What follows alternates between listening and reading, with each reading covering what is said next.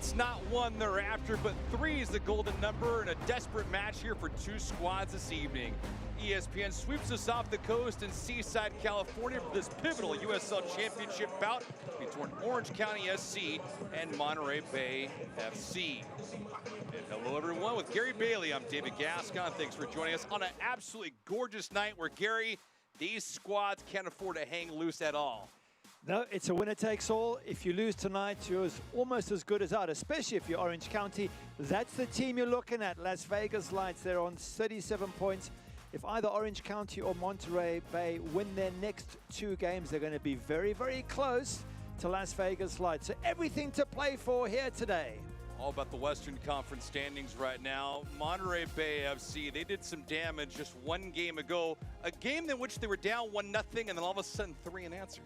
Yeah, Sam Gliedel with the first one, got into level terms. Beautiful ball coming in from Moridona, and Christian Valeski at the far post. Gets up high, heads it home, and they were just pumping from then onwards. Pressure, turnover ball, Revelar into the box, pulls it back. Then it's just absolute chaos. And it's going to be the first person with the ball, which is Sam Gliedel for his second. And Gliedel getting the damage done. Monterey Bay FC triumphant in that contest 3-1. So, Gary, amongst the starting 11 today, it doesn't look any different, does it? It's not any different. 100% spot on. It's the same 11 and the same subs as it happens. I guess if you're Frank Yallop and you get such a good victory over San Diego, why change anything? Mentioning what was going on in that game for Monterey Bay FC, you got to highlight one player in particular, this man right here, Christian Valeski. Yeah, 4 goals, 2 assists, and Frank Yallop was saying to us, if we can just get more service to him, he will score a ton more because he's fantastic in there. He's good putting pressure on. Kyle Adams got a red card trying to stop Christian Valeski getting through one-on-one in the match against San Diego. Yeah, 19 chances, that's what it's all about. Now, on the other side of things for Orange County SC, they lost to Monterey Bay earlier this season, so this is the second ever encounter between these 2 teams. But what do they need to do here tonight? Well, they've got to win first and foremost, and it's not going to be easy against Monterey Bay. In that match, it was Chase Boone and Christian Valeski who got the 2 goals to give Monterey Bay the away win. For Orange County, they are the reigning champions. They've just got to find a way to keep on winning, and they've made 4 changes. In comes Albi Skendi, Seth Kasipli, Sean Nicoli up front, and Tommy McCabe. Out go Dan Pedersen, Alex Villanueva, Cubo Torres, and Kyle Scott. Well, of course, Rakowski and net, he is the backbone of this squad here in 2022. And then, of course, it helps when you have hired guns up front. Milan Olaski, he is the go-to guy this season, leading everybody in goals. Yeah, absolutely brilliant season so far. And the good news for him, he's got his brother Brian now fit again after a long battle against injury. And the 2 of them combined, they are going to be a force to be reckoned with. Points are at a premium. Who's going to capture not 1, but 3 coming up on their side? We'll get you the starting 11s and first touch. It's Orange County SC, Monterey Bay FC coming up next.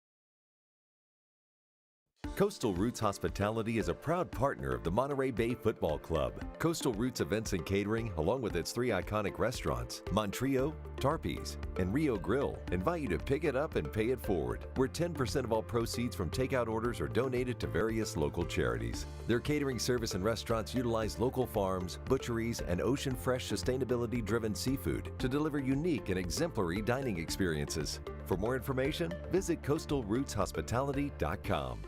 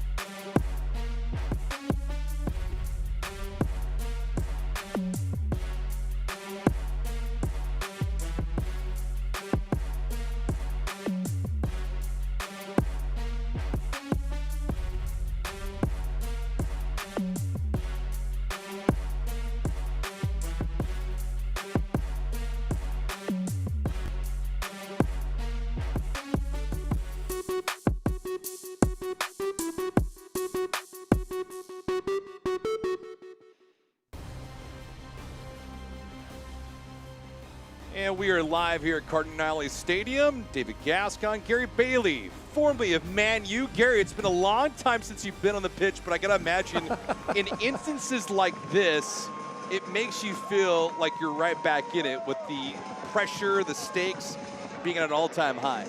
Yeah, especially for these two teams. We often think the stakes are highest for those chasing the glory, but it's not. It's at the bottom. It's those players who are playing for contracts, which is true of both these sides, probably especially Orange County. You got to feed the family. You want to get a contract for next season, and a lot of these players won't if they don't get the results very soon. Now Brad Jensen, the lead official tonight. We hope we don't call his name all too often as this match is underway. Monterey Bay FC moving from left to right on your screen. Orange County SC moving from right to left. Gorgeous night though for ball, Gary. 60 degrees outside. Not a cloud in the sky. Early opportunity here for Orange County. A one-on-one jostling. Let's see what Oakley was nearly hauled down. I'll tell you what. A little too close for comfort for Monterey Bay. Yeah, it looked like they were both having a go there. I wasn't quite sure which one the referee would call. In fact, I think it's more against Sean Okoli. If you have a look at Hugh Roberts' left hand, he's got, well, mind you, Okoli's got Roberts' shirt. So, yeah, 6 of one, half dozen of the other. Referee calls it whichever way he wants. Well, it's quite the way to start if you want to put some pressure on an official deciding a match like this.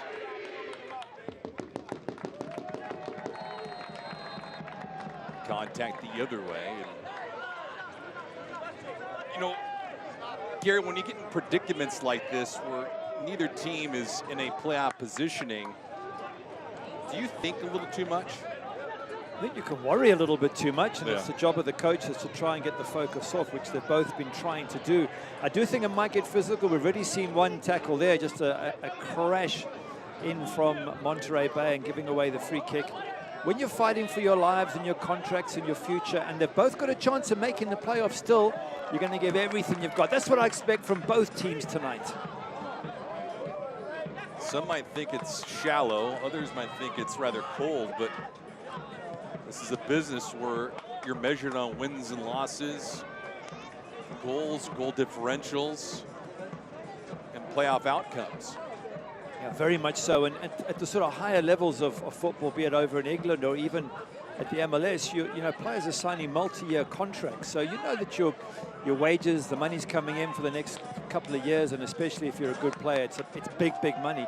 This is not big money for players at USL, and the contracts are often just 1 year, so they're constantly battling for survival. Blasky gets taken down, tried to turn in the corner against Green, and that'll be an early booking here in the 3rd minute.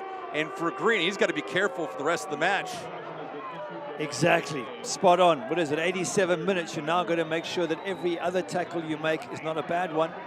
And that's not a great situation for a centre-back to be in. It puts huge pressure on Hugh Roberts to make sure he's the one from now on making the important tackles. I think credit to Milan Iloski there for creating the threat and forcing Kai Green to get himself into the referee's book.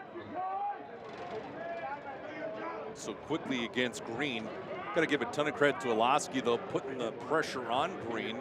And he had some leverage going his way, too.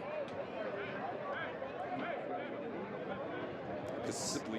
This is his brother now, Brian, who's on the ball with Kasipli. There's a nice to see Brian back from all those injuries. And Brian, making his return, has scored a goal in back-to-back matches. So two Iloskis on the same pitch. The service into the box. This one will be controlled nicely by Robinson.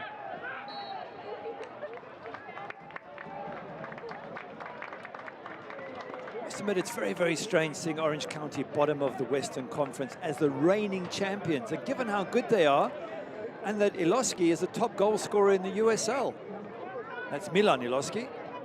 So they've got the top goal scorer, they're the champions, and they're sitting at the bottom. It just shows you how tight the USL is and how just a little, you know, a couple of games you drop silly points and you can find yourself in all sorts of trouble.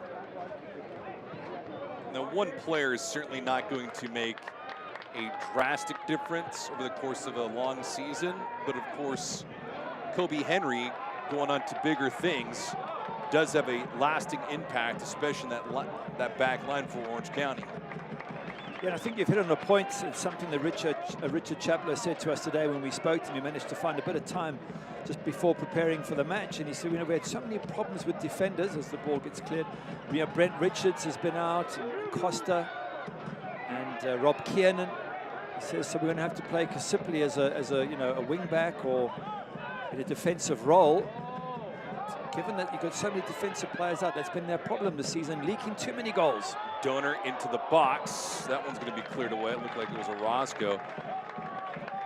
The changes occurring are one thing, but it makes it awfully challenging. It doesn't matter if it's a defending champ or an up-and-comer. Keep in mind, Monterey Bay, this is their first year in USL Championship, but you have to have players that are able to pivot, adapt, improv a little bit.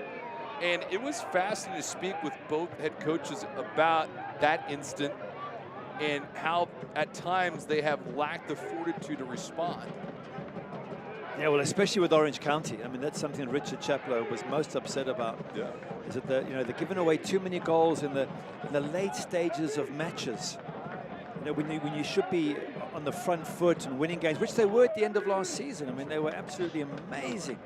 How they kept winning games or turnover ball. Giveaway here. Olaski waiting his turn. Siaha with a great stop early on. Wow. Wonder if Olaski could have done better there. It's a great turnover ball for Orange County, and Siaha with another fantastic save. Got to be the goalkeeper of the season, this man. 10 games he's played as a pro. In fact, his first pro match was against Orange County, the 2-0 away win. 6 clean sheets from his first 10 matches, and a whole ton of wonderful saves. And Gary, you know this being a former keeper. I guess once a keeper, always a keeper, but there are times when the ball looks like a beach ball, and other times it looks like a BB. Yeah, you're 100% right. When it's going for you, then you do make the good saves, but Siaha has just made one incredible save after another. Even against San Diego, Lawley's made a couple of very, very important stops, and he is the find of the season. This will be offside. The official's flag was up near us. Leski on this pursuit, but quickly Monterey Bay trying to move it up, and Olaski almost found the back of the net again. Milan Olaski so quick around those fringes, and no wonder he's the top goal scorer in the league. Just wonder there, could he have done better? He sort of signaled where he was going to put it, but I think we must give the keeper credit, Siaha, for a decent save. I hate talking about giveaways like this, but the Open Cup tonight, and we saw an unfortunate bounce for one team in particular. We'll highlight that at the end of the first half. See Monterey Bay this season at home, 6 up, 5 down, and a couple of draws. Nice move by Valesky. Can't maintain possession though. Monterey Bay FC, 32 points, 10 victories, 14 defeats, and 2 draws. On the road, they've certainly suffered, 4 up and 9 down. Orange County SC, 28 points, so they're 4 behind. 6 victories, 11 defeats, and 10 draws. It's just fascinating when you get stuck in those matches, the 1-goal games really change the entire complexion of your season. And Gary, when you mentioned it too, I guess it's just more of a microcosm of the season for Orange County. The draw just a couple days ago against Memphis 901 FC, 1-1. They felt like to a man Orange County should have won that match, and they just couldn't execute late. Yeah, it was a late goal, 86-minute equalizer for Memphis. And I was looking at 1 or 2 of the others against Tampa Bay Rowdies. They were in the match at 2-1 down. An 89th-minute goal killed them off from Dayon Harris. Colorado got an equalizer in the 92nd minute to draw 3-3. San Diego beat them in the 85th minute, 3-2 with a goal. And Phoenix in the 94th minute to sort of get themselves a draw. So many lost points, and that's what Richard Chaplow was saying, is even if half of those aren't given away, he said we're in the playoffs. Instead, given how tight the bottom is, we're sitting bottom of the table. So it's Orange County's fault, the coach was honest enough to admit, but it just shows you the fine margins in this USL league. And I, after we were finished speaking to the coaches, I had told you, I appreciated the candid nature of both managers, because, you know, at times you get wrapped up in the cliches and the positiveness and want to keep things even keel. Both head coaches were extremely serious with us, and they did not pull any punches. Going long, looking for Orlowski again. Yeah, I think they're two very good coaches. I mean, especially Frank Yallop. He's been around. Yeah. He's been in the MLS. He's been an international coach for Canada. And in fact, I think I read today that he's been put forward for the Hall of Fame. In which case, that is correct. It's well deserved. He brings a ton of experience, and he's built. You mentioned this is their first season. He's built a team which they've got every chance of making these playoffs. If they win today and they take on Las Vegas, who they're targeting in that 7th position, they will pass by Las Vegas Light into the playoff position, obviously depending on other results. Sure. So it's all in their hands, Monterey Bay. For Orange County, they have to win today. Then they play Los Dos, who are also battling for a playoff spot. If they win their next 2 games, this one and the next one, Orange County, they're just a couple of points off the playoffs. So you can see a good run for either side they're in, but defeat today, especially for Orange County, wow, makes it extremely difficult to make the playoffs. So you're telling me there's a chance? Oh, yeah. The infamous Lloyd Christmas. Gleedle. Want to get it back. Boom. Scoring the season into the box. Rakowski got his paws out to keep it out. One of the benefits of playing so deep in your net is you walk that goal line, and Rakowski did just that. It's a good ball in from Boone. It's got pace and it moves extremely quickly. I think that's Valesky on the end of it. Doesn't shoot, he sort of gets a knee to it and doesn't have the pace that he wanted, but still quick reactions from the Valesky.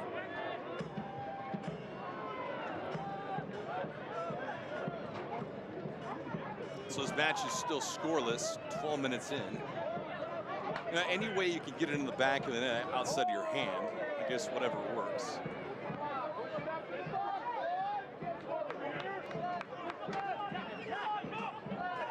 Donor, Green, Roberts, Robinson in the back line tonight for Frank Yallop.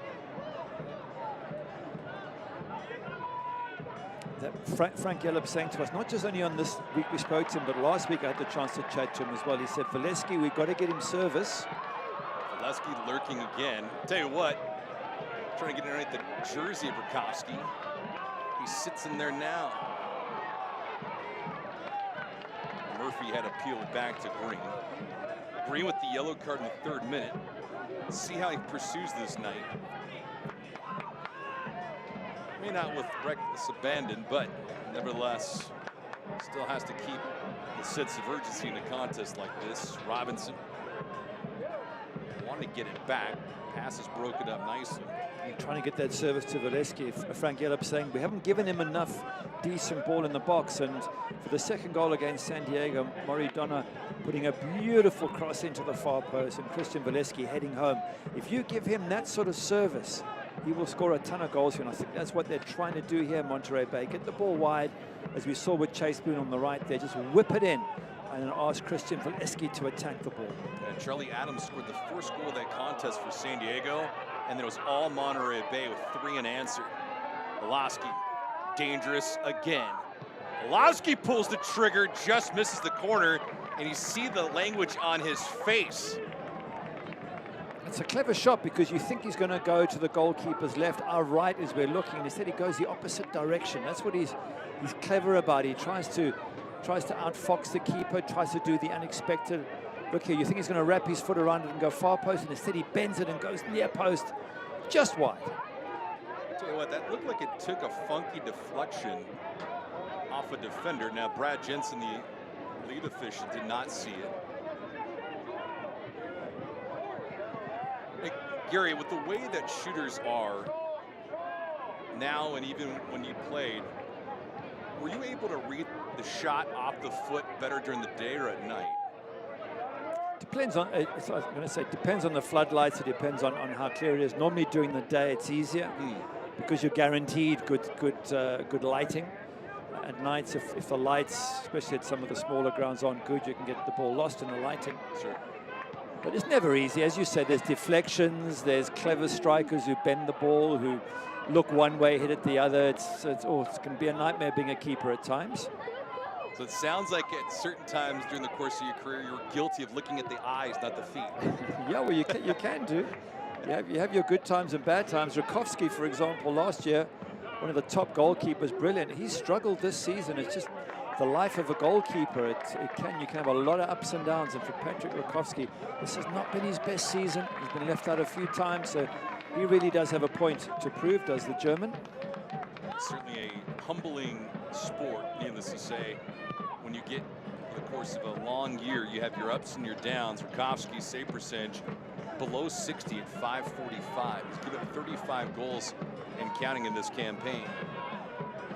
Yeah, he has 1 clean sheet in 20 matches. His opposite number, Anthony Siaha, has 6 in just 10 matches. Donor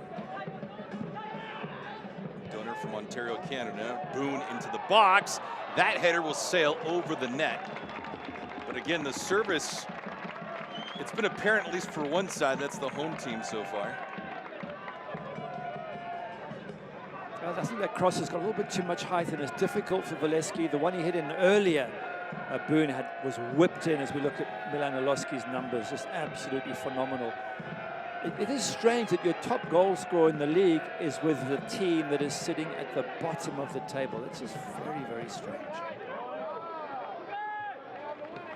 Olowski getting his brother back, Brian. The brothers from Escondido, California, as that one goes bearing in. Rakowski, the German, comes out. Amazing what you mentioned with Rakowski's numbers this year. He had 11 clean sheets a season ago. You're on the top of the mountain, all of a sudden you just come crashing back to earth. I think this entire squad has come crashing back to earth. It's just nothing has gone right for Richard Chaplow and the players. But he's honest enough to say, yeah, we've had a tough time and it's been disappointing, but it's still on us to make it happen, which they haven't been able to do. Ball knocked out there just for some injury on the far side. Coley. Coley's down and not getting up. But he was saying to us, Richard Chaplow, it's just been so disappointing. In fact, he used the word draining. He said it's been an emotionally draining year. The number of balls, it's a bad sliding tackle. That's it. That should be a yellow card. You come in way late. Yeah, that's fair. Missed the ball and very lucky. Oh, we got the yellow card. So it is issued to him a little bit late, but nonetheless fair. No pun intended. Yeah, these days it's tricky sliding in like Moby Fair did there, because you're not always in control. If the player beats you to the ball, you can't get out of a slide. You're committed. And Frank Yellop will be worried about that. 2 of his players now on yellow cards.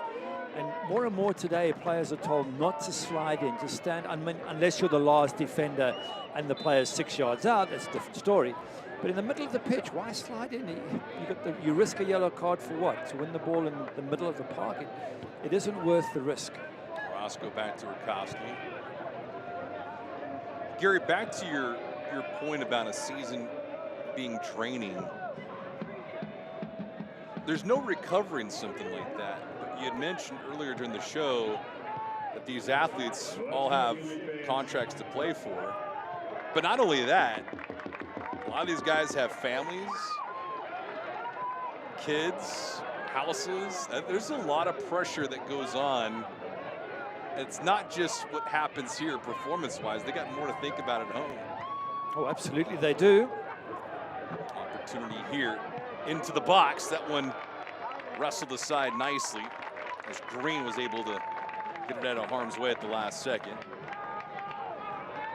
They're finding some space. Good early on from Orange County.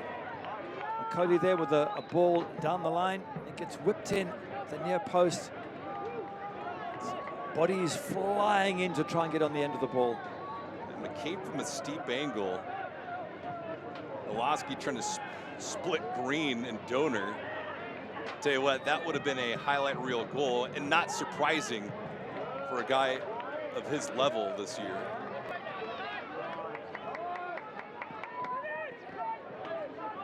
Boone trying to be quick with it against Hoffman. Was for a second. Hoffman and Boone playing a little cat and mouse. Someone else that Richard Chaplow did mention today, and he was quite honest, as you say, about it. He said, there's a few players who haven't performed the way I wanted. He said, the majority have. He said, a few haven't, and I have no problem not giving them a contract and bringing in youngsters to play in their place. So I think you'll find that locker room was a little bit tense before kickoff on the Orange County side, because those players don't want youngsters to come and take their jobs and their positions, but that's what the manager's prepared to do. If he doesn't get, he said, I want to see my players put their bodies on the line, and 1 or 2 haven't done that. Make no mistake about it, it's no different from a general manager or a team manager being fired, a keeper being pulled in the middle of the match. There's certain things that need to be done to ignite a club. Potentially a different voice or two. No whistle, no foul from Gleedle.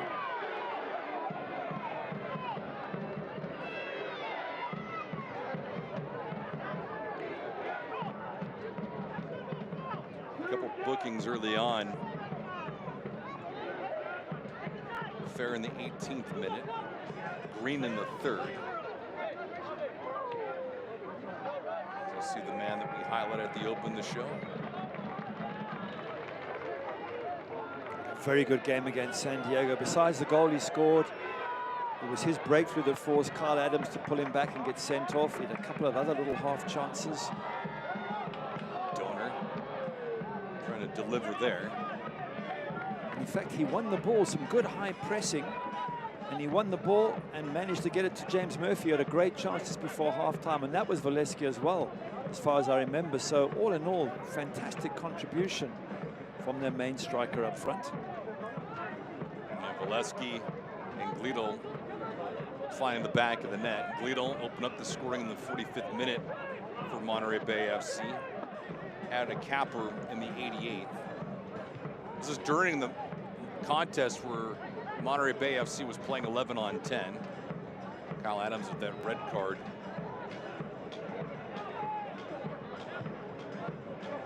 Insurance marker is always good for scoring column, the stat sheet at the end of the year. Shots were nearly dead even in that contest, 16-12 in favor of Monterey Bay. Both teams had 5 shots on goal.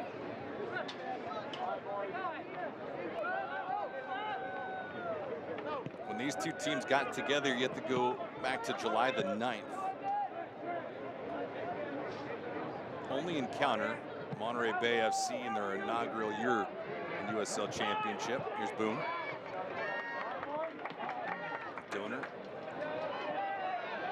Donor using his size, trying to get around the corner. 5'9", you can only do so much, and Partita there guilty of the foul.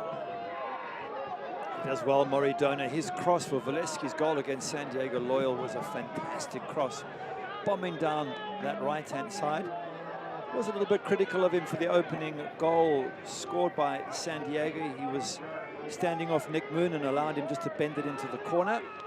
But he really made up for it with that wonderful run down the right-hand side and brilliant cross to Christian Valeski. That's what you'd love to see. The failures happen, but it's what you do after that counts. Here's Murphy. Murphy delivering. It's that one long.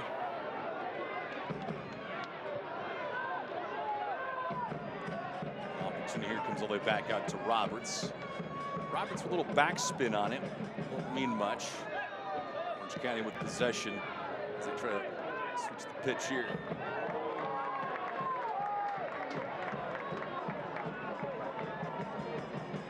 Outside of a couple of flurries from Olaski, it feels like Monterey Bay is playing like the more desperate team. They'll certainly have more of the possession. I think the chances have been pretty even. Orange County have had a few sniffs around goal, and Monterey Bay had that one sort of half chance of Valeski off his thigh or knee that Bukowski saved. So there you go, total big chances, one each. And but in terms of possession, it's been almost all Monterey Bay. Thing is, they struggled in the first 30 minutes against San Diego Loyal, but they got stronger as the game went on. Actually, if you're worried, if you're Orange County, that they're going to grow into the game here, Monterey Bay, you want to try and get at them nice and early and get ahead if you can, if you're Orange County. Got an early substitution. Hunter Gorski is coming into the contest. Fair is out. Gorski from New York, New York. The Stanford Cardinal. Stanford Cardinal got a huge game coming up against the USC Trojans. Different kind of football. Gary, but you appreciate both, right? Yeah, I love American football. Really enjoy it. It's a tough game, very physical. Official's flag was not up. Poke shot from Gorski. I think it was more carrying off his toe than anything. It's funny what happened with Moby Fair there. He was pointing to his chest. I don't know if he had a breathing problem or he was just tired, and very early to be making a substitution. I was just going to ask you that. I can't recall something like this in quite a while. See Roberts hanging on to the 18.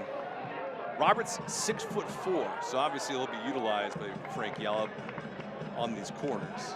Something that Monterey Bay did have against San Diego, outchanced them in the corners 5-1.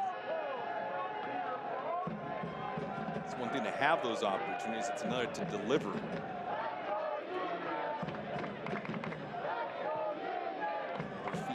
Again, headers volleyed around. Murphy. Let's see what he tries again with this right foot. Volosky. I'll tell you what, can't get much closer than that. Rakowski, nearly half of his body was past the goal line, but it stays scoreless. I think that was Hunter Gorski just coming on and getting his header at the far post. It just knocks it back in, and if that finds a blue shirt, almost certainly a goal. It's bouncing around a little bit, and then they get it back in the box. But Hunter Gorski making an effort, and then Valesky, could he have done better there? He's 6 yards out, and his header didn't have much power on it. But again, if you give him that service, he will eventually get something to hit the back of the net, will Christian Valesky.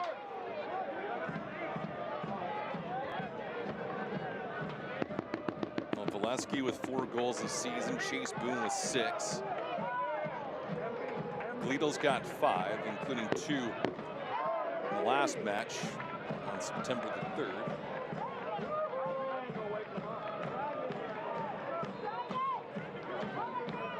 Well, they've been spread out across the board as Monterey Bay. Orange County is extremely top-heavy. Yeah, it is interesting. I think it just shows you Monterey Bay have been bringing players in, trying to build their team, trying to figure out who should start, who should play, and that seems to have spread the goals around a lot.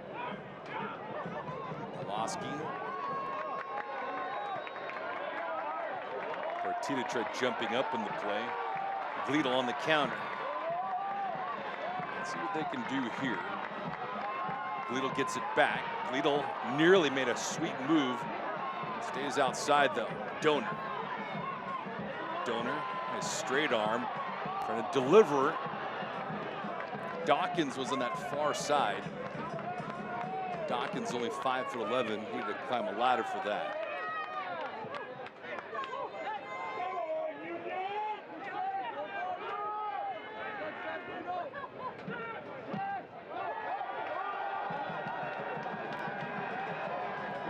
Head scratcher for the pass. Wow, Kowski got that right, but just in time. Problem for Orange County here is a draw is not a good result for them today. They have to get a win. That means we're going to see, I would think, quite an attacking game.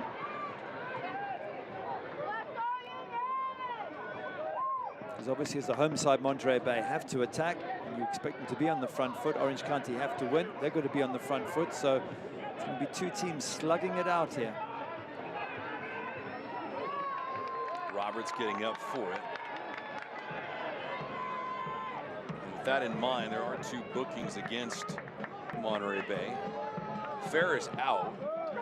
Green, though, is in. Rakowski comes out of his net, and that is a do-or-die moment for Patrick. Timed it well. As you said, if he mistimes it, it's a potential card or even worse. But he got there just in time. Patrick Rakowski playing that sort of sweeper-keeper role, coming outside your box. Gorski, making his 8th appearance of the season.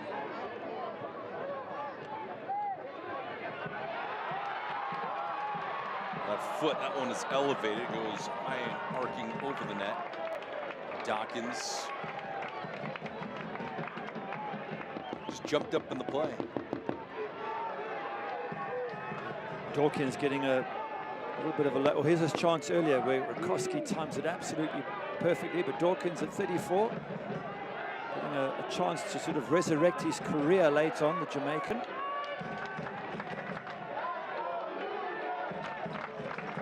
Murphy, little line drive. It's an interesting approach by Gorski.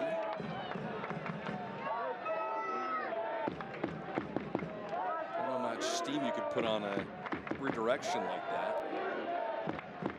Murphy with a mulligan, though. Much better looking for Boone. A little too tall.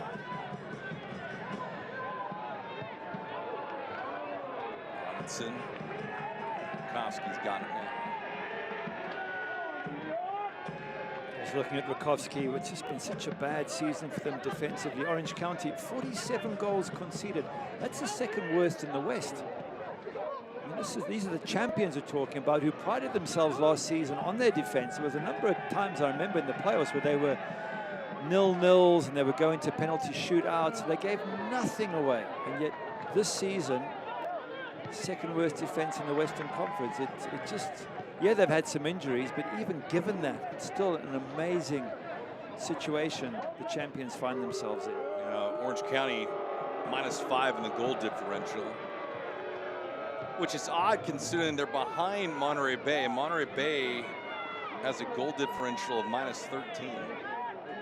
Yeah, they had a couple of big defeats early on, and Frank Yellop was telling us again how tough that was. They got beat 6 by San Antonio, I think 5 El Paso early on while they were still getting players in, and they had a bad COVID run for a while. And he said, you know what, he just kept telling the players, we're good enough, believe in us, we are good enough, we will come right. And they have. I mean, they're beating San Diego 3-1 at home. They've beaten Colorado Springs Switchbacks at home. They've had some good results, no question about it. And they had a good run of 6 games unbeaten. And now Frank Yellop says we need another good run. And if they get it, every chance they'll make the playoffs. It certainly helps when you get a jolt from Siaha in goal. Made his debut pitching a clean sheet. His clean sheets, as you mentioned at the top of the show, added up rather quickly too. And he's from his debut onwards, I think he got 5 straight clean sheets. What goalkeeper in your first 5 pro games do you get 5 clean sheets? We're locked in. Dawkins there. A little bit of a dance.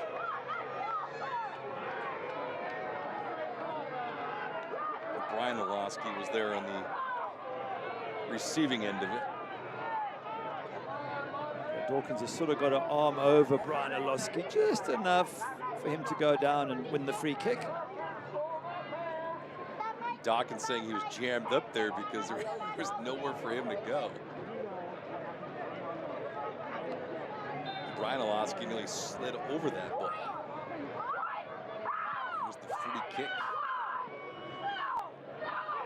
Siaha comes out with both hands. Murphy plays it right to him. Tell you what, he hits that any harder, it goes between Siaha's legs. Siaha just trying to come and catch it. Maybe a little bit of inexperience in the 24-year-old. Sometimes you got to punch those when there's that many bodies around, but he managed eventually to gather the loose ball. And I think we just saw the expected goals pop up for a second there. 0.49 for the home side and half of that for Orange County. So to prove your point, you're quite right. Monterey Bay have been the more threatening team in the first 30 or so minutes.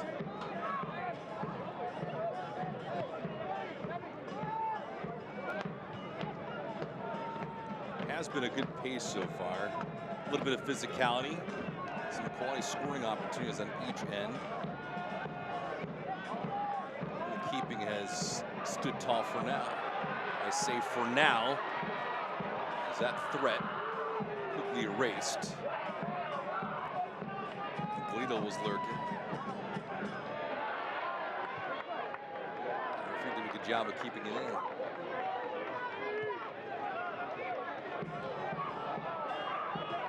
comes trouble.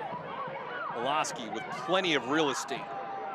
Woloski split two defenders. No, he works outside. Great job positioning by Green. And tell you what, that is a responsible play by Kai Green not to overcommit against Milan.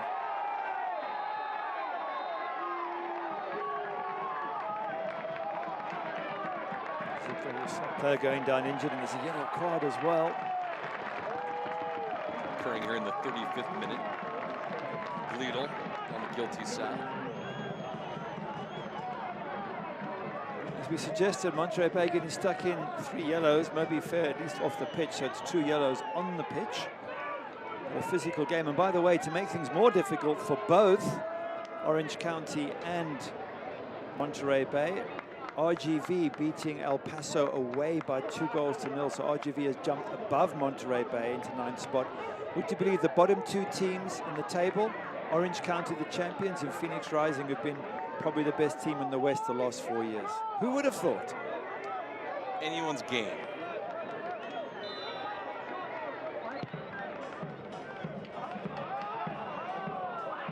Sorry, it's not Sam Gleedle, is it? He was the one who got pulled.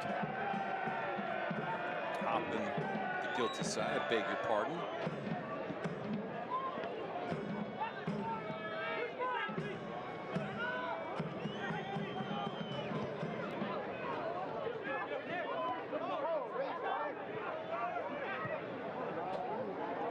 Woloski with the burst. Green stronger there.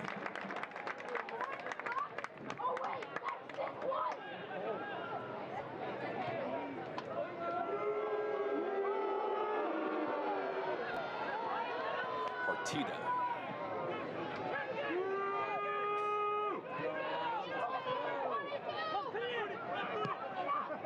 Hoffman asking for it. Long ball coming his way. What Donor, last line of defense, and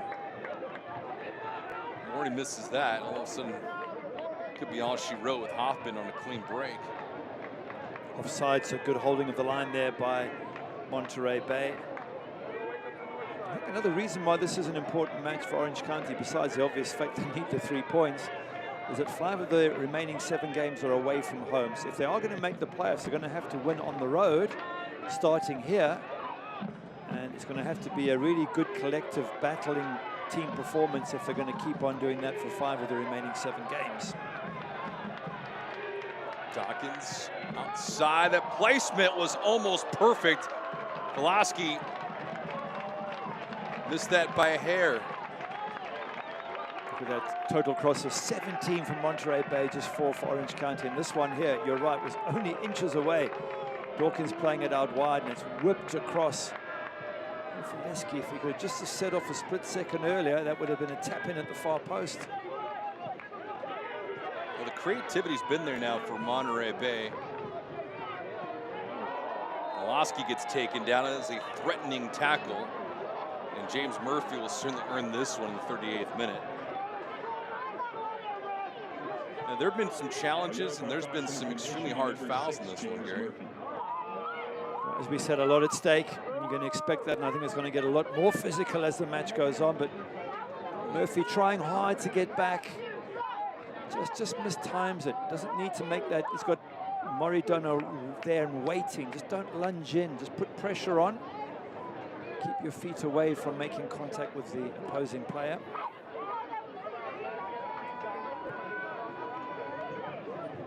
A truckload of fouls in this contest. Brian Woloski going to take this, it looks like.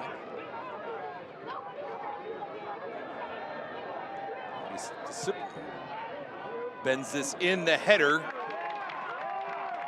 The easier stops the night. Siaha. Good ball in. Certainly asked some questions of the defenders, and when it dropped down, you never know what happens. Who gets a toe to it in the end?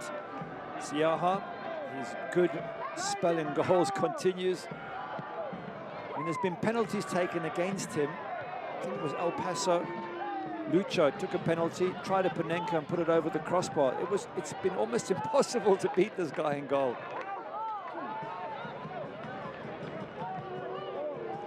Got to imagine when you're there on the pitch looking at Siaha, you're figuring Why are you in net? You should be playing in the NBA or somewhere else.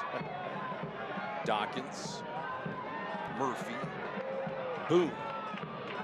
There's Donor. I'm looking for Valesky.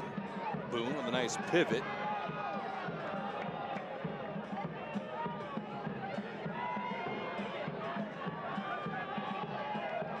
Donor. Obligated to do something, and Partita was there on the intercept.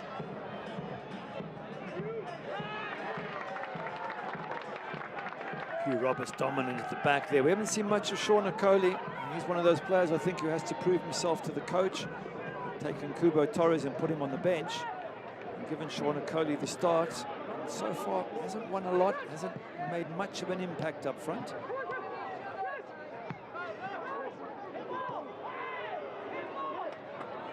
Just down in front. Siaha, we just highlighted. In case you're curious, Siaha checks in at 6'6" and nearly 205 pounds. Valesky couldn't maintain possession.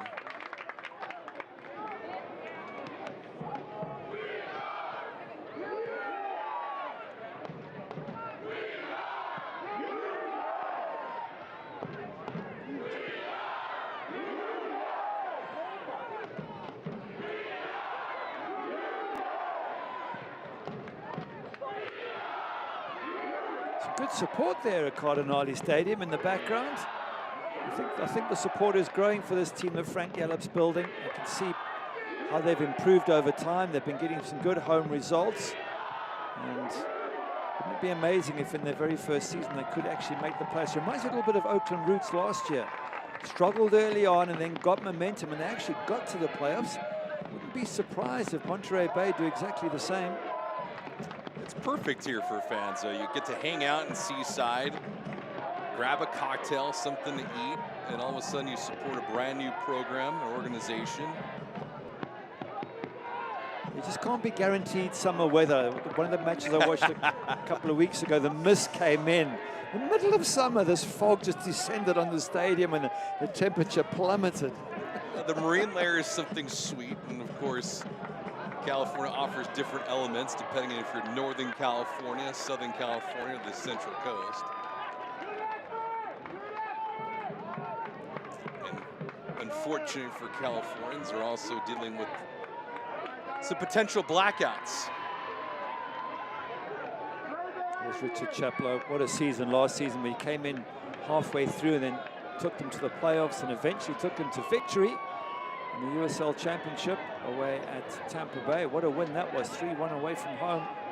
Brilliant season. I guess the hardest part is to try and emulate the perfect season. And unfortunately, it's been probably the worst possible season for him. You go from the penthouse to the outhouse quickly. But at least you're there. Oh, it's on his CV, and he led them to the championship. They lost a few players, a few key players in the summer. They tried to replace them, and look, Milan Miloski's come in, so that's been one of the very good replacements. Because they lost Ronaldo Damas, and that was a massive player for them last year.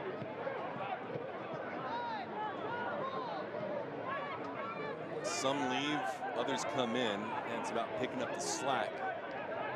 If you don't, there's a microscope under you. Went off of Gorski.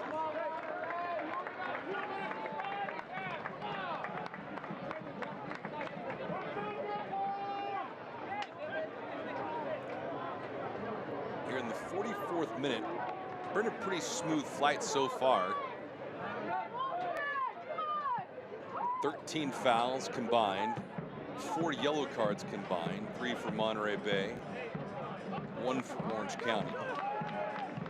There's been a ton of really good chances. Goalkeepers are both had a few little things to do here and there, but no massive chances. Expected goals 0.49 for Monterey Bay, 0.33 for Orange County.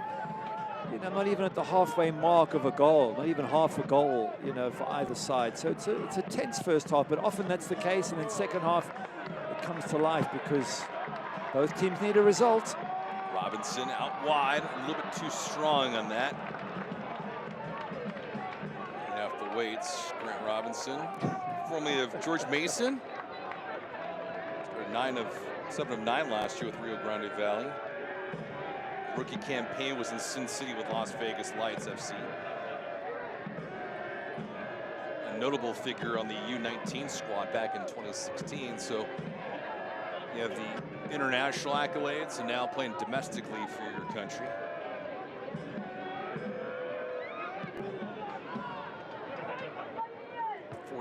Minute, we'll see how much extra time Brad Jensen will give us.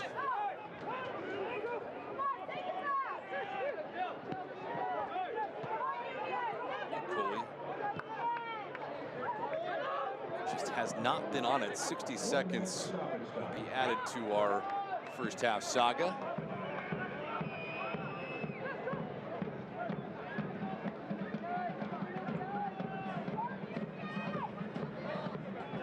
Relatively clean match though, and points at a premium. Goals have been the same way for Monterey Bay, just 31 so far.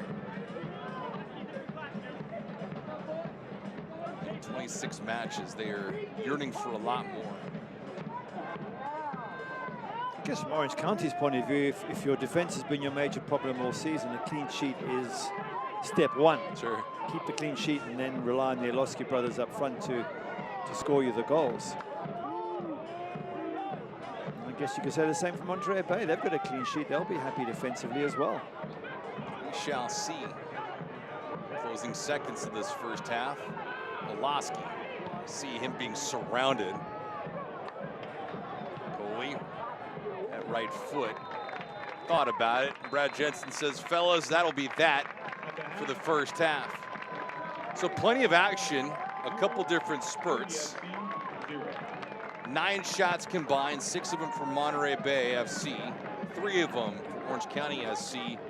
But at the end of the first half, with both teams vying for a playoff spot in this Western Conference, got a duel. The match is scoreless. Yeah, Sean Okoli, maybe he'll pop up second half. Been very, very quiet first half. Valeski, he's been a little bit brighter, had a couple of little half chances. But I think this has all been a little bit of sparring in the first half, testing each other out, searching for weaknesses. I reckon the fireworks are going to start in the second half. We'll find out if there's a knockout punch in the next 45, but we're at the break right now. Stats, highlights all around the corner. Monterey Bay, Orange County, or scoreless at the break.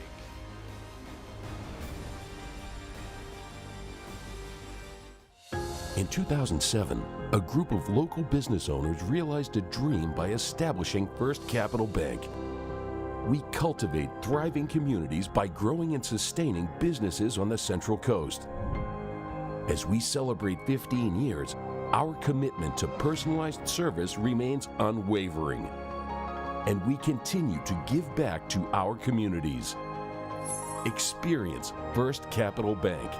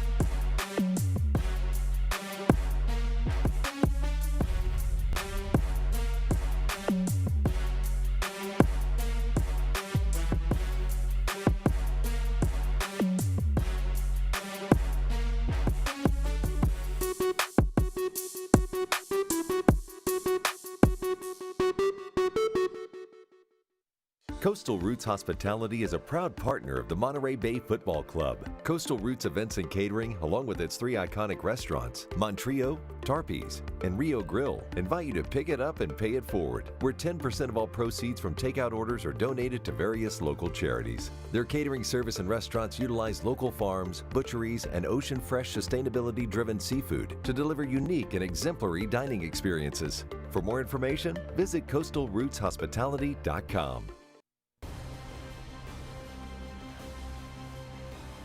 And we're at the break right now. Tonight's halftime is presented by Integris Wealth Management. Monterey Bay, Orange County right now are scoreless at the end of 45 minutes of play. David Gascon, Gary Bailey hanging out with you on a very pleasant Wednesday night. Gary, got to look at what was here in the USL Championship. Yeah, Martinez giving Hartford the lead in the 29th minute through that penalty up against Los Dos. They came back. Dunbar just pounces on this. He sort of doesn't quite hit it cleanly. It does Dunbar, but it does hit the back of the net. They already had Jalen Neal sent off Los Dos in the 27th minute, so they were down to 10 men, but level at 1-1. Then 90th minute, Lewis steps up. Andre Lewis, keep an eye on the 77, comes to him, first time hit, top corner, 2-1 to Hartford. Absolutely fantastic. And then the substitute Curry pops up with a goal in the dying moment. Mitchell Curry, you'll see him now in the 93rd minute.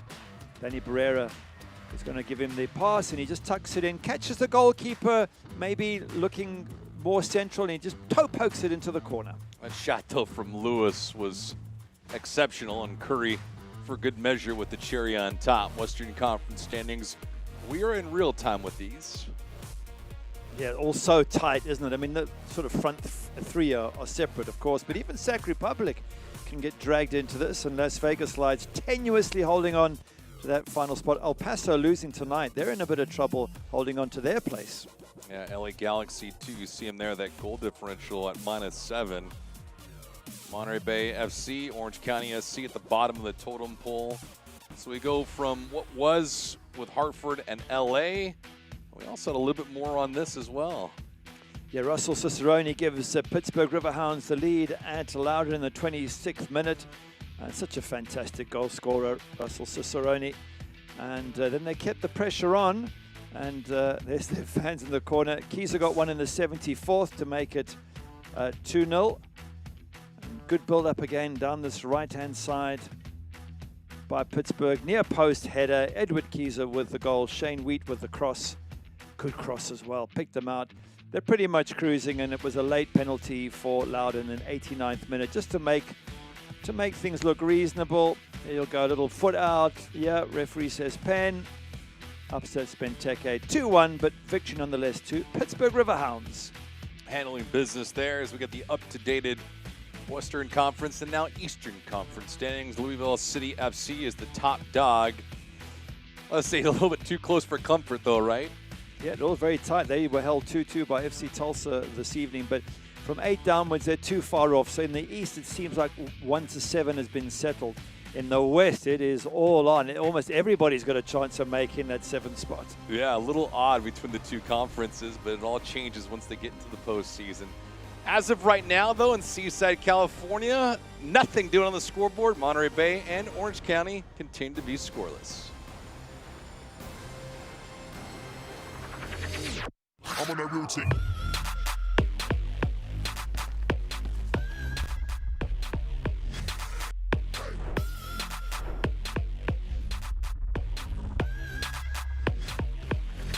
I'm on that routine.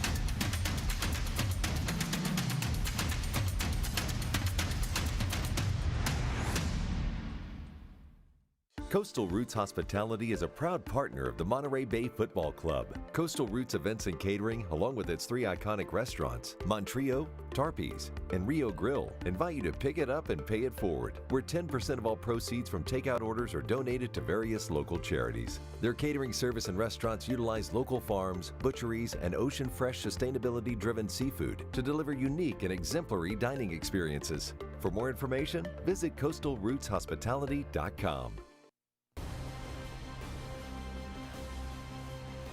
Ought to be young again. Popcorn, kernel corn, whatever it may be. Kids night out with the parents, Monterey Bay and Orange County, having some fun on the pitch, and so are we. David Gascon, Gary Bailey, our entire crew hanging out with you in Seaside, California. Match is scoreless, but Gary, we had some stuff going on across the USL Championship. That thing highlighted right in the middle with the US Open Cup final this evening.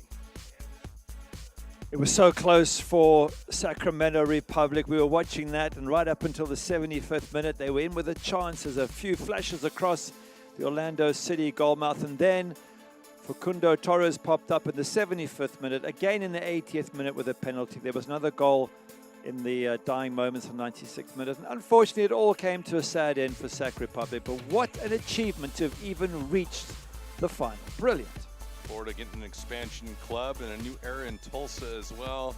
So lots of changes in USL Championship. We figure, you know, regular season's going to end in a few weeks. Postseason's here. Then the guys will take off for a couple days. No, not so much. This will be a 365-day-a-year conversation. Yeah, there's a lot going on. Have a look at the bottom there. Blair Gavin coming in for FC Tulsa as well. So they could be a force next season. I'll get you some stats and highlights right around the corner. Looking at you guys too, Monterey Bay and Orange County, scoreless at the end of the first.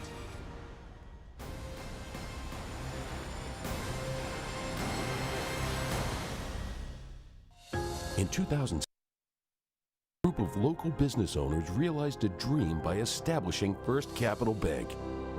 We cultivate thriving communities by growing and sustaining businesses on the Central Coast. As we celebrate 15 years, our commitment to personalized service remains unwavering, and we continue to give back to our communities. Experience First Capital Bank.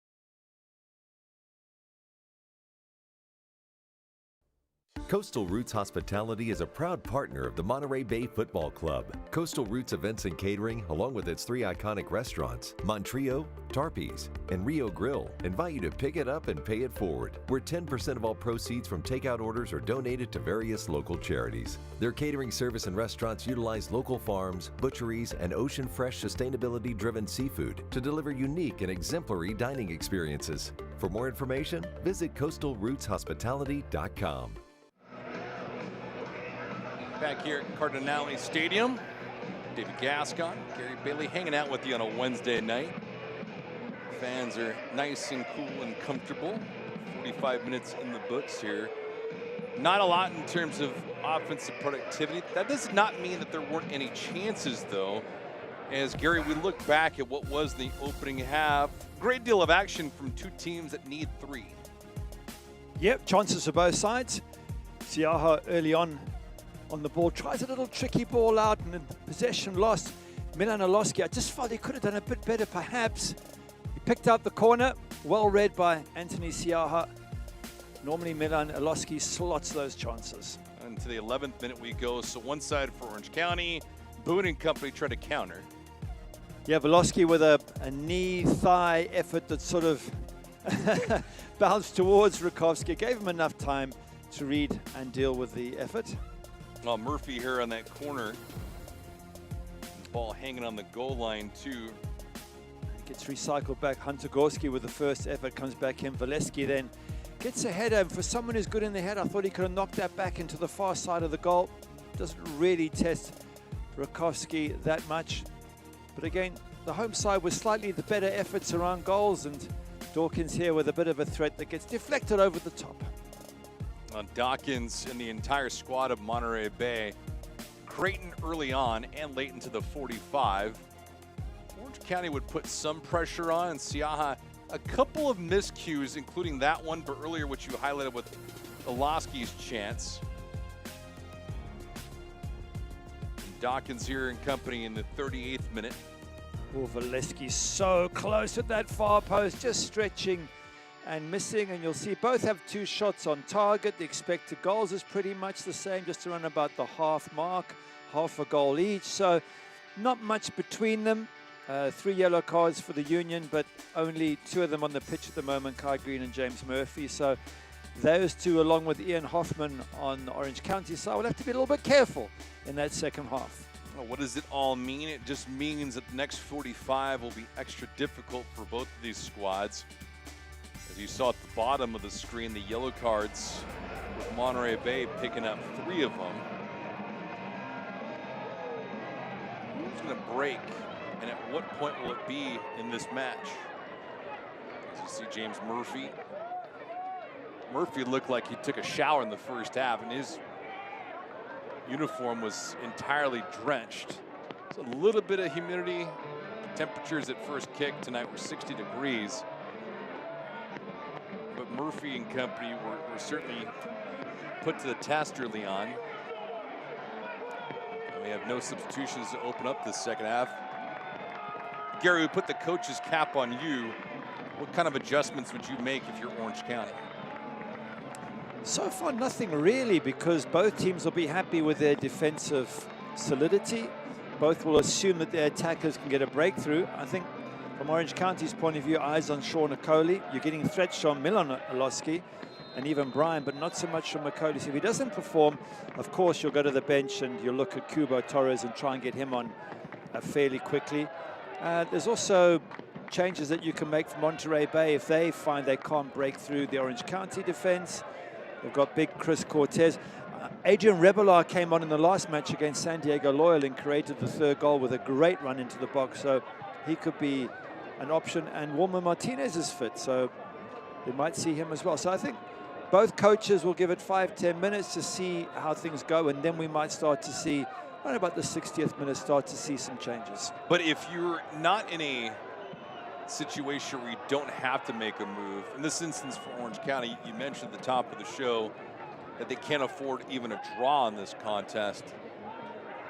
There'll be a point where you feel like maybe I push, not necessarily the panic button, but I have to make some wholesale changes. Yeah, eventually you will have to, because you have to win. Lee flags up. Siaha, even with the right foot, kicks it out for good measure.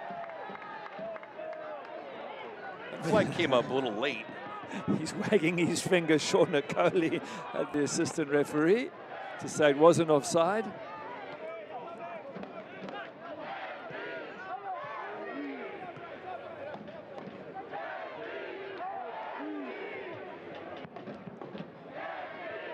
Siaha in the first half, a couple saves. Oddly enough, both saves he made were because of turnovers, one of them his.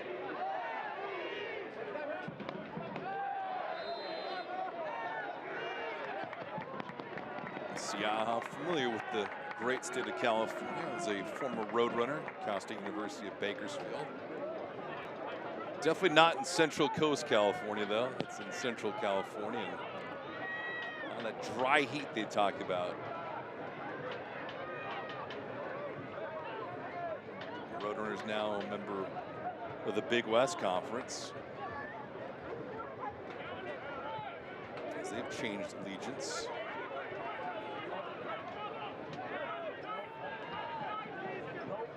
McCabe, peel it back.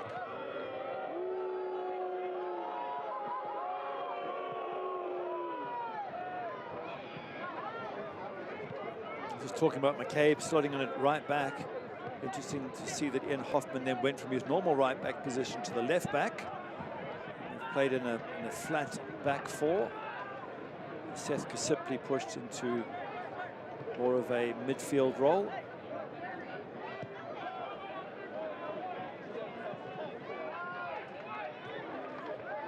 Long ball was broken up. Murphy. The player we haven't talked about at all tonight for Orange County, Albie Skendi. Pretty much off our radar. He's a strange player in the sense that he can be such a danger in attack. He's got 3 goals already this season. He's a huge, huge player. Must be 6'4", 6'5", and maybe even taller, 6'6" probably. And he gets on the end of set pieces, but sometimes you see him in defense and he's quite static. So chance here into the box, wiped away. Just to finish my point, I'm never quite sure what to get from Albie Skendi. There's days when I've thought, wow, good player on the attack, and days when I thought, oh, bit of a problem in defense.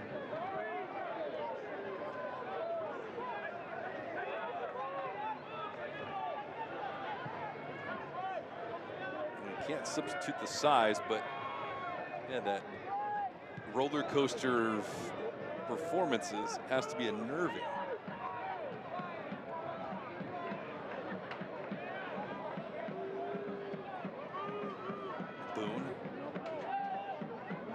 Boone and Donor were all over the ball in the first half, and Monterey Bay really working that right flank of Orange County. Unable to unseal anything so far. I think a big advantage for Monterey Bay is they're at home. They were at home on the weekend against San Diego, and now, whereas Orange County have had to get on the road. And when we mentioned to Frank Gallup, are your players going to be tired 2 games in 4 or 5 days? He said, no, not when they're both at home. We sleep on our own bed. We're comfortable. We just come into training. He said, very light training last few days. He said, no, my players will be absolutely fine. He said, but when you're on the road, different story. So you wonder how it's going to affect Orange County being on the road tonight. Yeah, that commute a little bit different.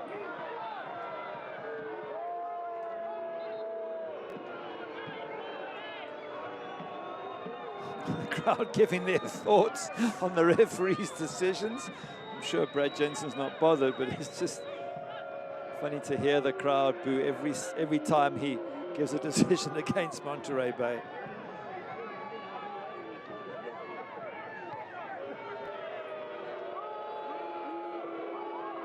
Wearing orange, you're going to be spotted and serenaded with some boos. Murphy try to put that in, an opportunity here, and it's 1-0 Monterey Bay. That's a great finish from Monterey Bay. For Sam Gleadle again, he got 2 against San Diego Loyal. He's popped up again tonight, so quick to react. Lovely bit of forward play, fantastic pass into Gleadle as well, but the way he takes it, brilliant finish from him. He's clinical, and as I say, he got those 2 against San Diego Loyal. Look at that, whips it into that far post, just beats the tackle there, controls the ball, doesn't give Patrick Rakowski in goal any chance at all. And as he did against San Diego Loyal, he's put the opposition to the sword and given his team the lead. Oh, that's hurting so bad for Orange County. Murphy, his 5th assist of the year. And I'll tell you what, he put enough finesse onto that ball to allow Gleadle to get to it. And opening up the second half, 50th minute, Gleadle finds the mark.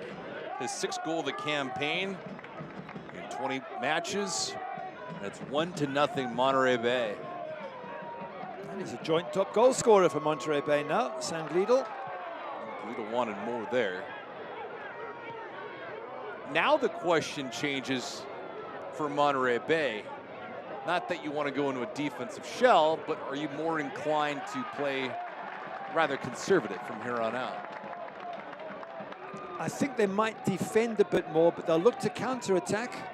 Because the whole idea is, as Orange County have to push forward, so you want to catch them with too many players in attack, not enough in defense, and get a 2nd goal and kill this match off. That would be the plan if you're Monterey Bay. And the way they did it against San Diego was impressive. They really managed the game superbly well in the second half. And you get the sense Monterey Bay know that they're a good side. And that victory over San Diego Loyal will just have convinced them that, you know what, we can go all the way. Confidence will be high. And right now, Orange County, they're going to struggle to get back in this match away here at Cardinale Stadium. Well, Gleadle, 3 goals in the last 2 matches, so I can certainly say he's feeling it. The chances come because his teammates have set him up.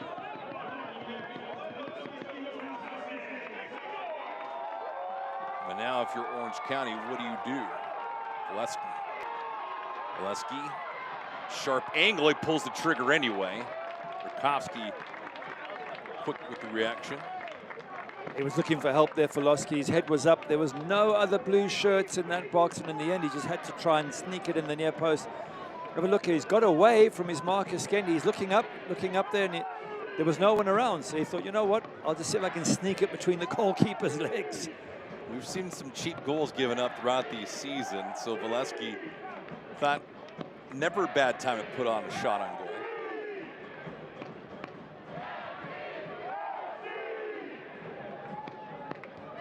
Murphy. Not well put.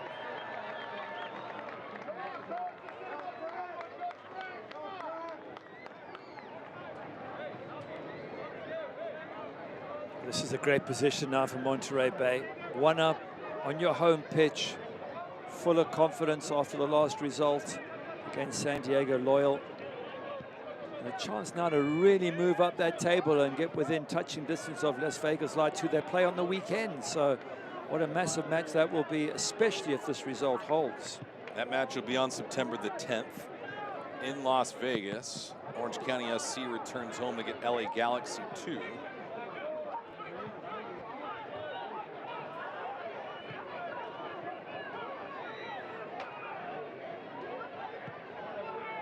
Looking for Noloski. McCabe, though, on that header into the box. Back out.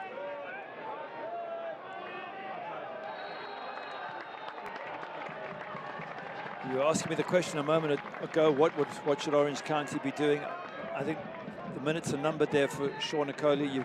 If you're the coach, Richard Chaplow, you've got to be looking at Kubo Torres and think, right, maybe he's the guy to open this Monterey Bay defense. And the clock is ticking on their season, because even a draw here today isn't good enough, you would think. So the coach surely has to make a change in the next 5 minutes or so, at least with 1 change, maybe 2 or 3.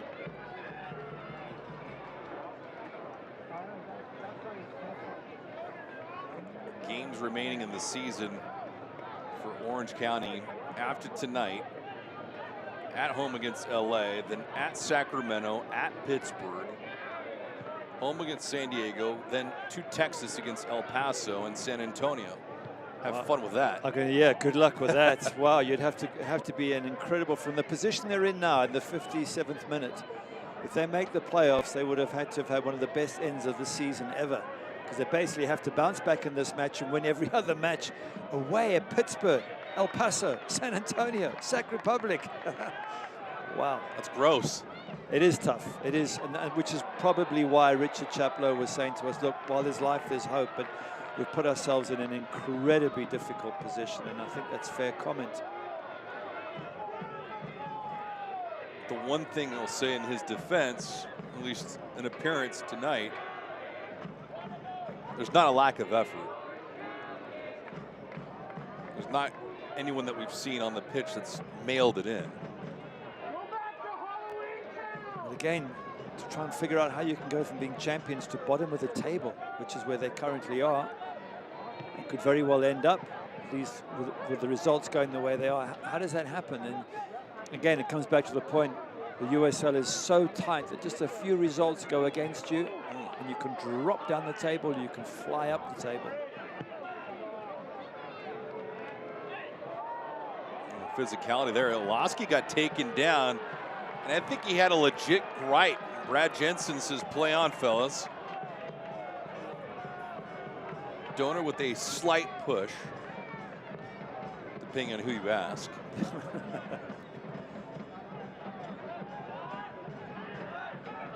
Cape. Lazy pass, though, picked off. Kasipley, though, on a run. Kasipley to no man's land. He'd love to have that one back.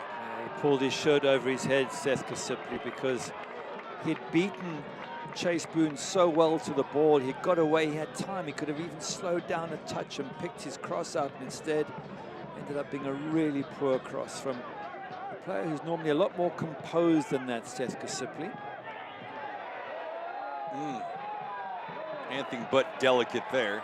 And this will be a booking in the 59th minute. Tell you what, we saw a string of this in the first half, and now it's come back. Kasipley talking with Brad Jensen about it. Not sure why. That's knee on back of the knee. I think you'll find the frustrations for Orange County will just keep growing. Has been for the last couple of games. It has been for a lot of the home games. There's confirmation of that yellow card. They've been very poor at home. A lot of draws that looked like they were going to be wins. And again, interesting talking to Richard Chaplow. He said, you know what, as tough as it is and as draining as it is, he said, I've got to keep my energy high. I've got to be positive. While there's hope, while there's life, I'm going to keep pushing these players. And that's what he's trying to do. Not easy when you're a 37-year-old just starting off in your managerial career. Take your bumps, though. Took him as a player, and now as a team manager, got to go through it. And everyone goes through it. It's kind of like the rite of passage.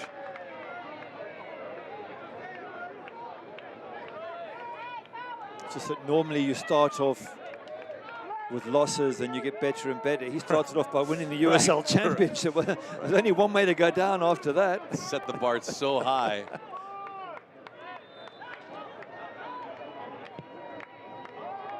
Sweet pass, left wing. Boone tried going long. And tell you what, interesting thought about Roberts leaking on the back door. That looked like it had been practiced in training because it was very smooth, and if it was, what a clever free kick it was. Near post, play it wide, whip it back in far post.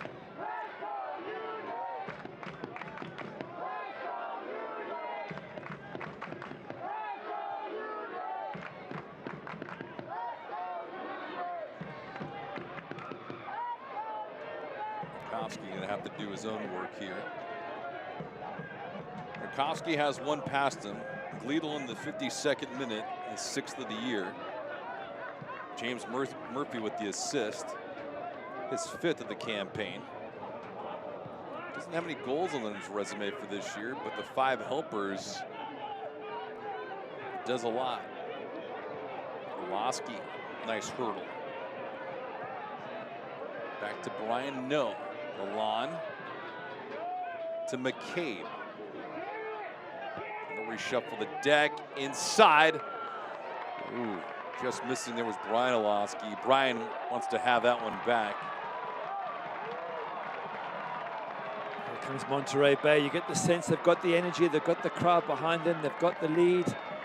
In the live table now, they're only 2 points behind Las Vegas Lights with a game in hand, and they play Las Vegas Lights next. So they're really making a push here. Dawkins.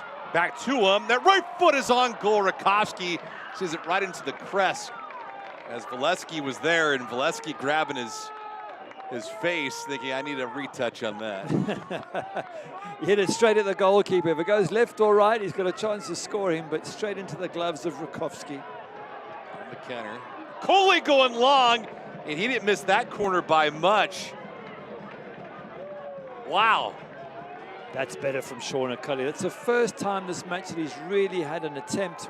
We see the previous effort here. Dawkins on the run, runs into the box, and then the ball's bouncing loose, comes to Valesky there, and he just takes a boot at it straight at the keeper. But at the other end, Sean O'Cully just wide. Now that's his strength. He's powerful, he's strong, good left foot. That's the only impact he's had on the match so far.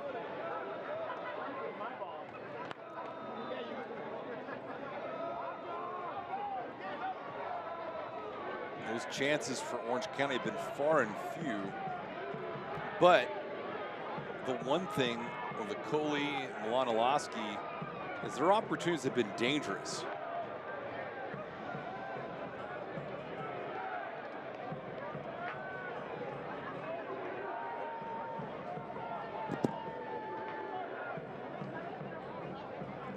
dangerous spots in the pitch.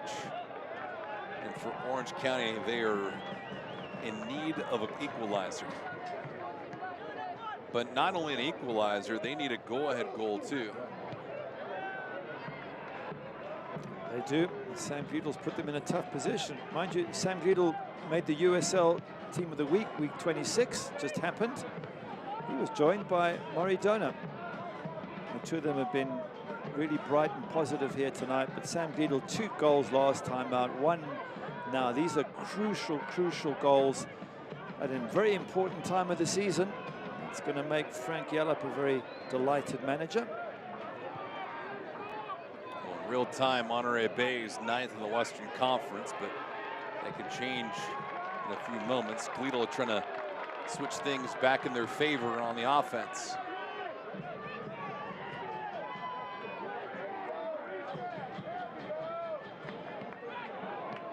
Robinson, Dawkins, somehow got it back. Gleedle, nice move. Gleedle, shot teed up by Valesky, and that thing is simply airmailed.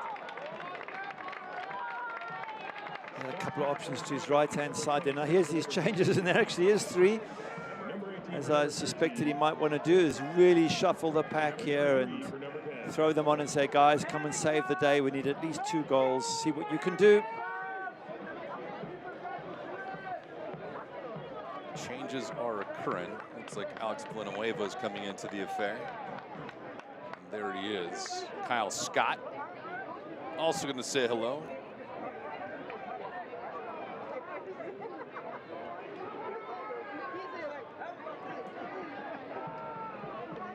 Shadina also checking in. So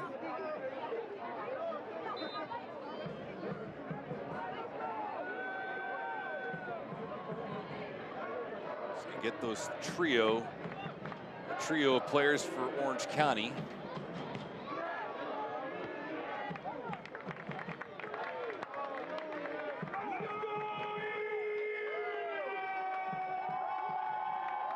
Dangerous spot if you're an Orange County SC fan. Gleedle.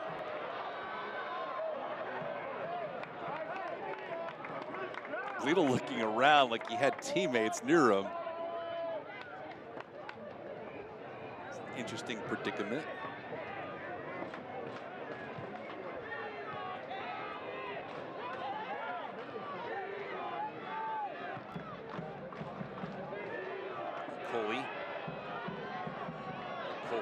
One defender trying to get by, gets taken down inside the 18. I'll tell you what, Grant Robinson needed to be careful, wasn't careful.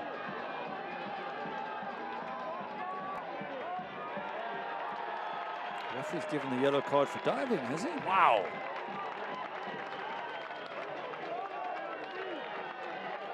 We'll go back and see if this has merit.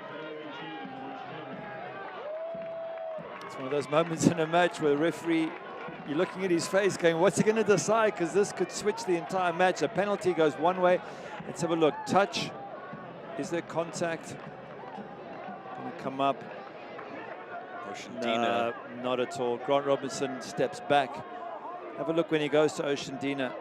There, he steps back and out the way. Is there knee contact there? I think there was a left foot done. I think he's looked for the contact, Oceandina, yeah. And there has to be more than that. To give a penalty, someone's got to bring you down. You can't put a foot out and trip over their leg. So, and the referee got it right there. Brave decision, but I think the right one. You know what? It's not the force necessarily that delivers a player going down. It's just the positioning. But nevertheless, I will concede that. And it doesn't hurt for trying. Oceandina did just that. Look, they're desperate, and as a professional player, you'll do whatever you have to do to get the decision. So he's a young man, Oceandina, just 18 years of age, but he certainly has a professional attitude about him, trying to win at all costs. Scott with the bookie. Robinson picking the pocket of Oceandina. How long has Carl Scott been on before he gets a yellow card? 1 minute? Not even perspiring yet. Oceandina whips it in.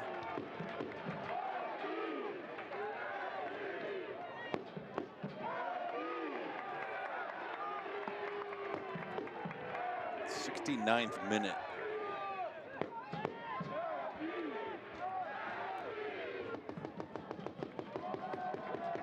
I just wonder how long it is before we'll see Adrian Rebelar, because they're under pressure now, Monterey Bay, and what you want is someone quick for the counter-attack. Rebelar or even Walman Martinez could be those players that you can bring on. And in fact, with that, we hear news that maybe it is Rebelar who's going to come on. So that right-footed strike from Lonilowski sailing over the net. Here you got better eyes than me down on the pitch, and it was like they just heard you speaking about it. As Adrian will make his way onto the pitch, Chase Boone will be removed. He came on to great effect against San Diego. Loyal Rebelar had a fantastic run in the box, pulled it back, and that's where San Bredel got his second goal from. And now coming in for Orange County, it looks like it's going to be Eric Torres. And Torres, who I thought would be in to start this match, maybe getting a rest, maybe. But certainly Orange County could use his juice now. He's a really good goal scorer, Kubo Torres. Knows where the back of the net is, and unfortunately for Sean Okoli, it just really hasn't happened for him tonight. Kubo with 9 goals and 1 assist in his 26 matches.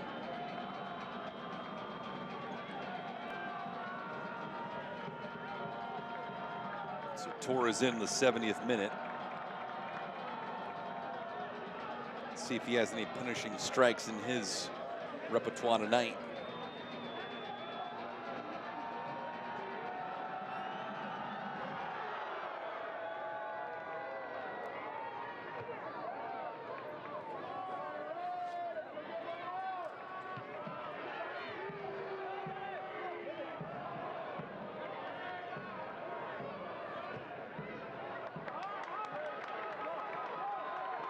Gleedle tried to push it.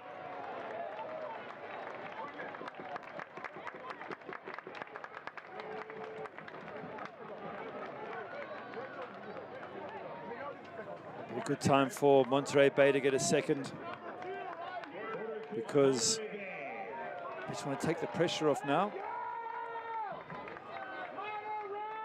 Well, Murphy will take this one. He has the entire contest.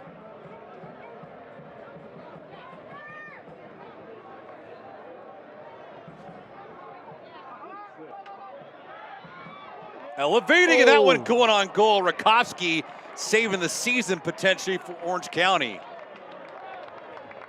Wow, Valeski heading that one back. And that was so close to the second we were talking about, and he's asking questions like, guys, how do you allow 2 free headers in the box from a set piece?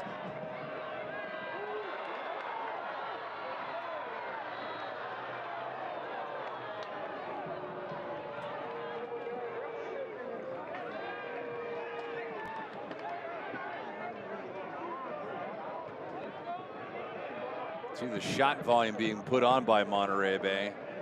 They have not been cheated tonight. They have really maximized their efforts, and they've been rewarded.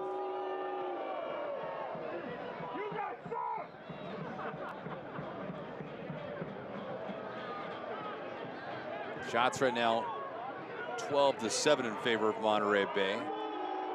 6 on target from the home team.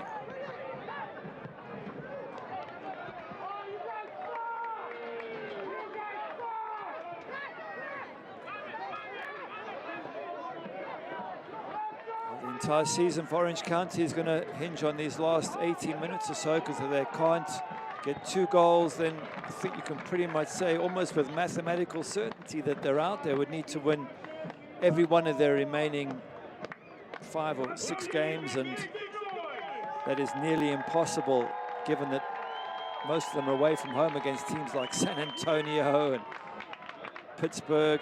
It was a little slip as that ball came in. Valeski with a header. Another head in from Dawkins. If that's left or right of Rakowski, that has to hit the back of the net.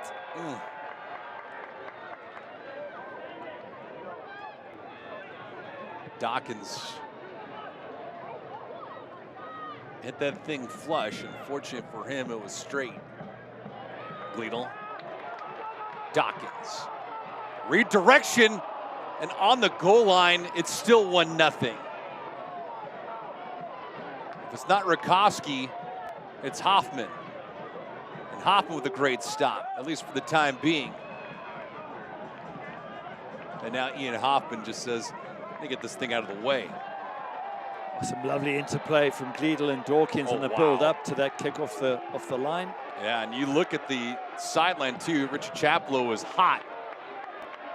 He's got a certain gripe too, because Torres just banging shoulders. It's two players with the right to the ball. It's always a difficult rule to interpret, that shoulder to shoulder, but here's this lovely interplay. Dawkins, Gleedle back.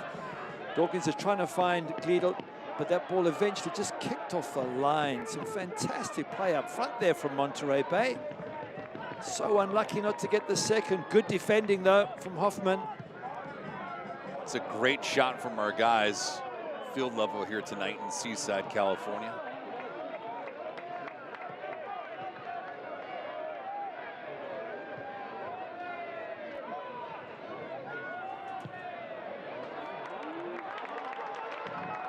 Official's flag is not up here. Chance Lesky was lurking. So we look at the updated Western Conference standings. This is in real time too.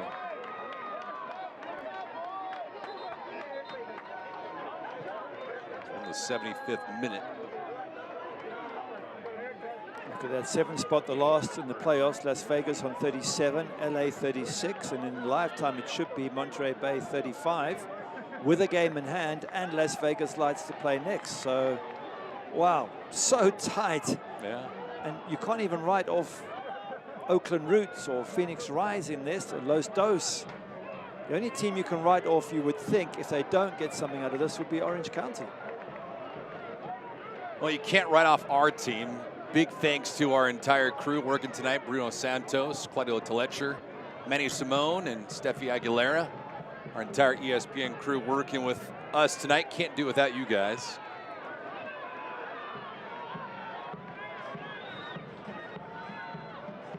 We'll be hanging out with you for the entire postseason as well.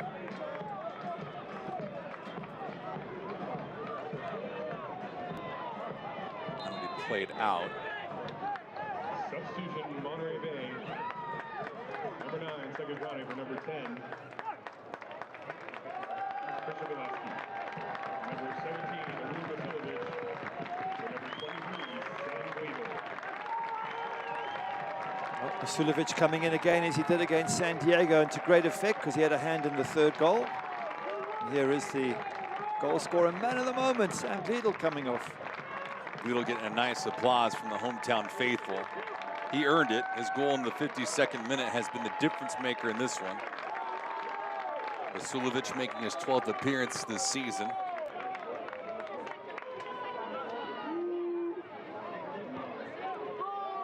Vasilovich from the Bronx. His ball at Georgetown. And now you think about what's going on. Time is wasting away for Orange County.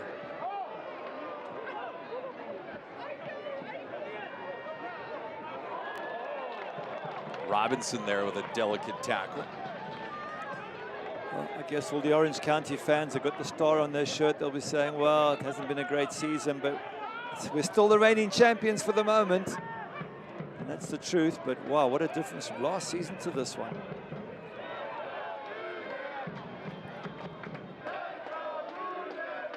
Sekou Kone also into the affair for Monterey Bay.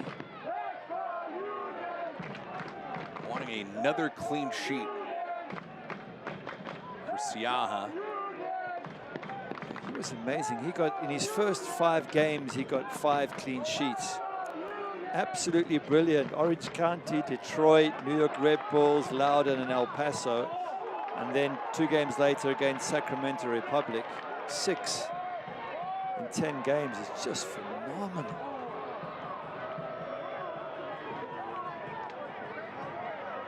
Kone was cut off. That's certainly hard to do. Doesn't matter who it is. Looking at expected goals now, Monterey Bay, it's nearly 2. And they've got 1 goal, so expected goals, so they should have 2 by now. For the visitors, Orange County, half a goal, 0.5. So they haven't made enough creative chances as yet, have the visitors, and that pretty much sums up the game. For me, Monterey Bay have been the better side, more creative up front, and should be ahead, and they are ahead. So the soccer gods are sticking to the expected goals, more or less. Basulovic right there, talk with Kone. Two are nearly linking up.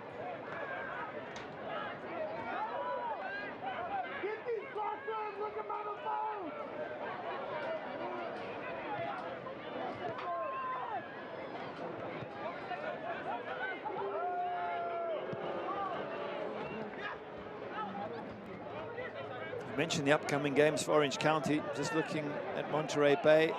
Next up, as we mentioned a few times, Las Vegas away, who are holding on to that final playoff spot. That's going to be a huge match, especially if this result holds. And then you look at some of the other matches coming at Indy at home. Indy have had an average season. Got a good chance there. Phoenix Rising at home. Wow, that could be a battle for a playoff place. And then Miami away, which will certainly be tricky. Yeah, Phoenix Rising going through some changes. Very turbulent year for them. Robinson nearly gave it away.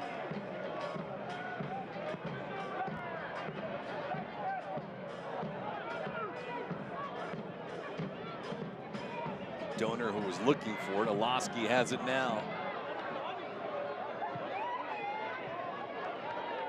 Just a sea of dark colors there. All in blue against that orange. Another entry. Siaha targeting that all the way. Oshandina face plants. And that foul against Robinson. Oshandina is an exciting young talent for them, just 18 years of age. Oshandina, you wonder if he will follow the footsteps of other Orange County players like Kobe Henry, Ronaldo Damos, who've gone abroad.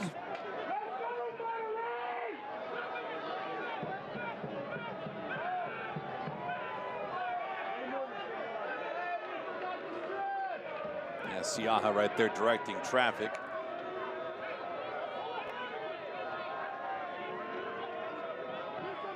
See how Kasipli works this.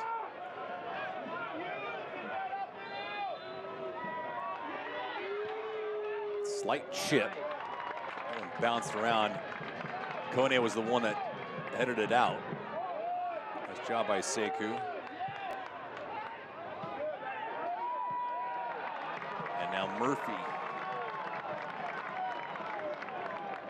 Well, Monterey Bay defensively has been pretty clinical. A couple of miscues, but they weren't something they had to regret. Not a perfect match, but fairly solid, at least for the first 81 plus minutes. If you walk away with 3 points from this match, you'll consider it a good day at the office as Rebelar comes away with it. He's got that pace that can cause problems on the counter-attack.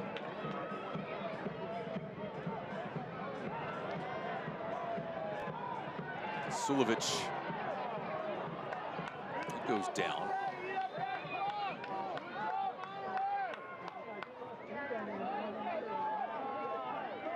Like Kasipli's coming off, and that is the case. So he'll alertly go short on the removal.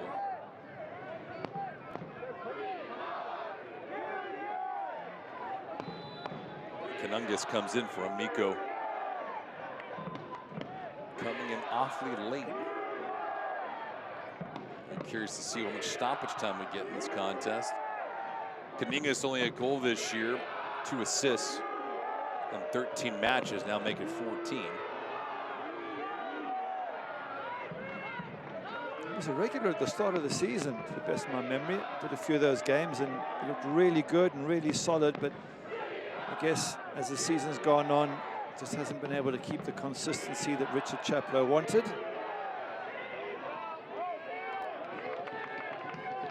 Murphy, who's been on his game tonight. Tell you what, it's swung around. Rebelar twisting and turning, and Kaningas not only comes in, but makes his presence felt. Frustration for the Orange County players. You can just see it in their body language, the fouls they're given away. Look at that little kick out there. It's just nothing is working for this team. And in contrast, yeah, that's cynical. Sweeping the leg. Yeah. But in contrast, Monterey Bay, if you go back earlier in the season, they got beat 6-0 by San Antonio, 2 games after being beaten 5-0 by El Paso. And everybody thought that this was their first season, was going to be a write-off, and there was just no way they were going to be able to achieve everything. I think they lost something like 7 of their opening 8 games. Now, to have recovered from that and to potentially make the playoffs, it's just an incredible performance by Frank Yallop and this entire squad. Kone got an elbow up. It's remarkable. Monterey Bay right now, they've lost 3 of 5. But to open up the campaign, they were looking uphill. They had lost 6 of 7 to start, and then they've recovered. You mentioned the hot streak by Siaha. Makes his debut with a clean sheet, and then all of a sudden, he's lighting the world on fire. He's on the verge of his 7th clean sheet in 11 matches. I mean, the percentage, you get, if you look at Patrick Rakowski on the other side, 1 clean sheet in 20. Okay, that's the other end of the scale, but normally you get, 1 or 2 per 10 games, 2, maybe 3 clean sheets per 10 games, but to get 7 and 11, assuming this result holds, just phenomenal. I wonder if San Diego Loyal are looking at Siahu, who they had let go, and thinking, what did we do? Oh, it happens.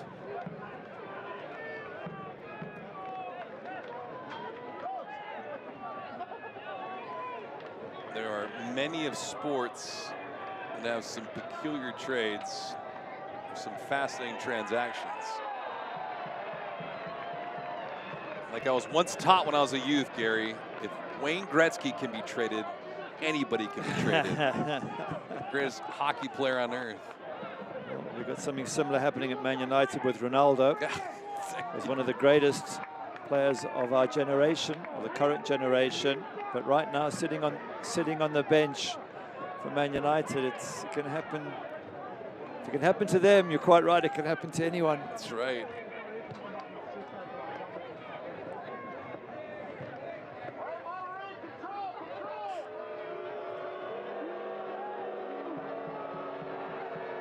Could be a chance here in the 87th minute.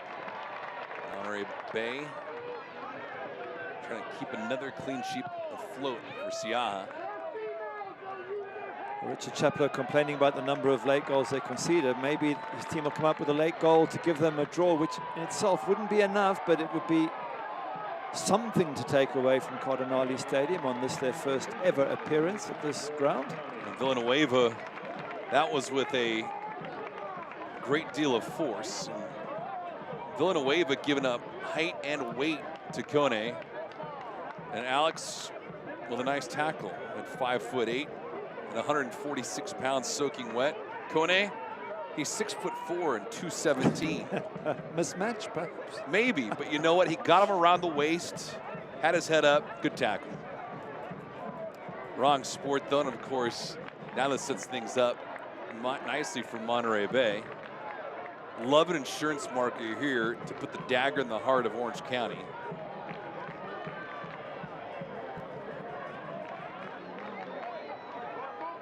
We'll see if Murphy can deliver.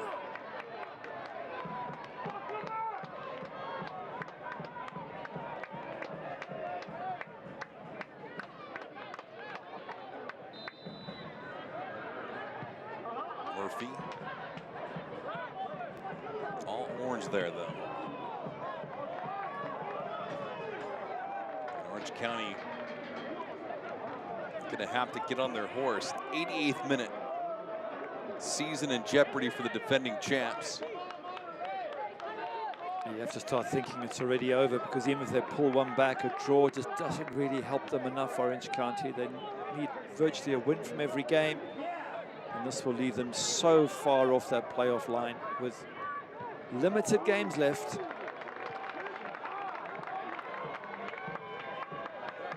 Six, in fact, on the 10th against LA. Gary and myself will have all the action for you. His first touch will be at 7 o'clock Pacific, 10 on the East Coast. But they'd have to win their remaining 6 matches and still hope results go their way. And as we mentioned, they've got to win at Sac Republic, at Pittsburgh, see what at happens El Paso, here. Sorry, and at San Antonio. You're right. It's Milan Orlowski just hoping he can just try and get something to hit the back of the net. Well, Milan Orlowski has had chances. It's just they have been far and few. He's been targeted. He has been marked. But he still has found some spaces in the defense of Monterey Bay. He's had a wonderful season. I mean, 19 goals. He's 3 points clear at the top of the goal scorers charts, 3 ahead of Hadji Barry, 4 ahead of Otto Colson. And Colson's 15 goals include 6 from the penalty spot. Yeah. Orlowski's not had 1 from the penalty spot. Yeah. All of his are in open play. It's unbelievable, the feat for him. And yeah, Hadji Barry has been dynamite this year. Again, as he was last year. Yeah. And it's rinse and repeat for Barry, the reigning USL Championship MVP, Golden Boot recipient.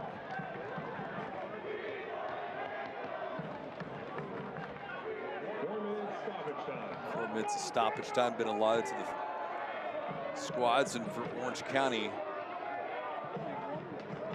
they're in some quicksand. Can they make something happen in the closing minutes? Oshandina. Kaningas took that shot. I'll tell you what, he's chirping right now with his own teammate, Orlowski, and Orlowski pushes him with his right hand. It's not a happy camp, is it? When you get players pushing and shoving and fighting, it just shows you the tension, the concern.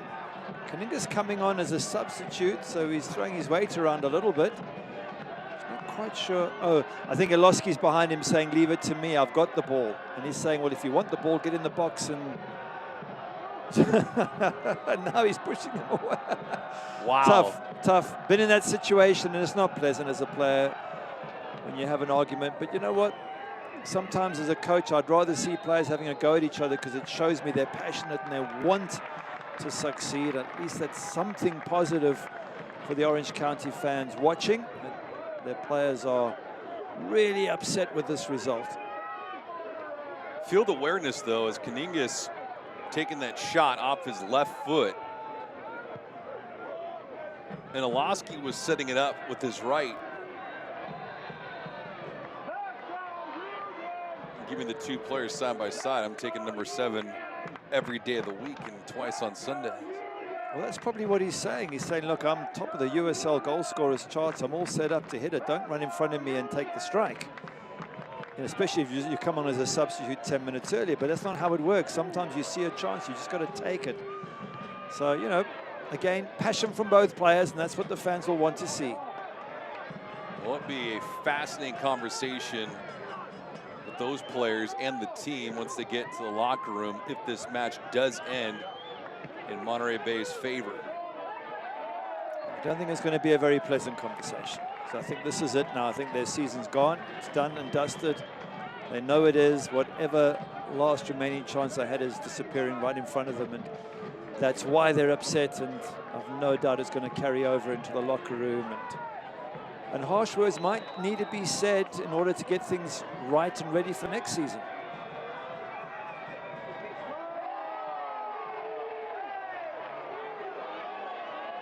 There will be some personnel changes. You can be assured of that in 2023.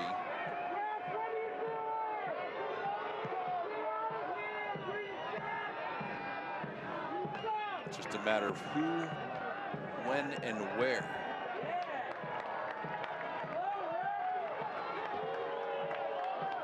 Patrick Rakowski victimized tonight in the 53rd minute by Sam Gleadle. Gleadle with the tally, James Murphy with the assist. And Siahi and net for Monterey Bay trying to make it stand up. Disaster for Orange County, but for Monterey Bay, they're right on that playoff line. Just outside, and that move and that shot simply shanked. And that's the season drummed up in one sequence for Orange County. They left it a bit late though, you know, you can't expect to score a couple of goals in the last few minutes. They needed to be on the front foot more in the first half. Didn't see much from Sean Okoli. It just hasn't been an impressive Orange County performance. Hasn't been a bad one, but it hasn't been impressive, you know, especially when you're desperate to make the playoffs and you are the reigning champions. So but Monterey Bay, they're right there and they're closing in on that playoff space. Money as it is for Siahi and company. He makes a couple saves on the night. Another clean sheet on the resume for him. And for Monterey Bay, they're keeping their playoff hopes alive. It is well afloat as both coaches meeting in the center of the pitch right now. And Monterey Bay triumphant in this one in full time by a final score of 1-0. Yeah. Good game by Monterey Bay at home. I think you summarized it well. Clean sheet, they've got to be happy with that. Sam Gleadle again scoring vital goals. And they're doing what they need to do, and they are climbing up that table. And now, Las Vegas away. If they can win that one this weekend, they could very well be in a playoff spot. Sam Gleadle, the hero, with the game-winning goal. Post-game coming up next. We'll be back.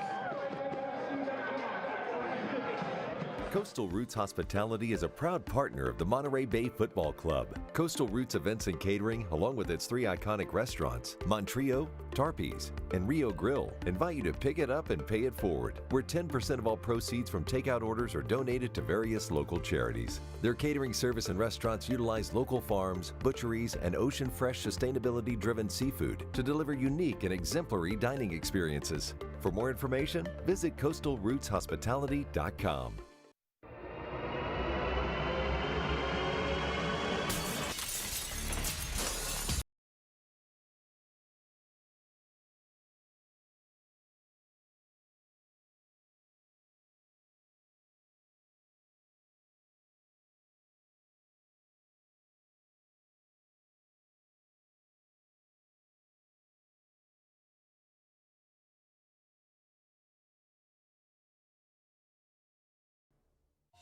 In 2007, a group of local business owners realized a dream by establishing First Capital Bank.